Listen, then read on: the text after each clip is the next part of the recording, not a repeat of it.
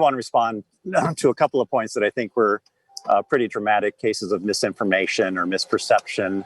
Arguments that somehow or another the market is going to magically cause all of this to happen. In the same breath, arguing for ethanol, which has, of course, only been brought about through or even LEDs have tremendous amounts of market intervention in them with direct subsidies as well as conservation efficiency mandates. That's how the LED technology was brought to market. It is now coming to scale and coming to its own, which is a great thing, and everyone agrees on that. The other points, the fact that this is not a California mandate, this has been adopted by many, many other states. This was actually on track to become the federal mandate until, at the behest of the oil companies, the Trump administration reversed this standard. You can't get away from the costs of climate, the costs of public health.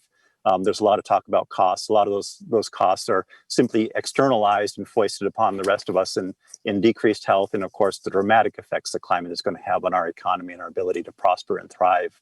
And I think Senator McEwen made the point, but it bears repeating, this constant refrain of misinformation that this is a per dealer mandate. It's not, it's a manufacturer mandate. So this argument that 20% of the cars on a particular dealer lot are going to be given over to this technology is just simply not true.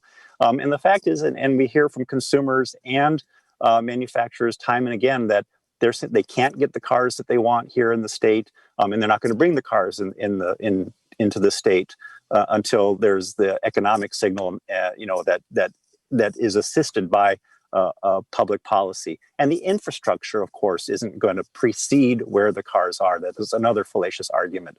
And rulemaking is absolutely a public process. It's very open, very public, and people have the ability to participate in rule writing. So, when it's all added up, the economic arguments and the policy arguments on the other side are built on things that simply have been debunked, and this is a really, really good direction to move. I think, quite frankly, the conversation is going to be moot here very quickly with the advent of the new administration in Washington, and I look forward to that day.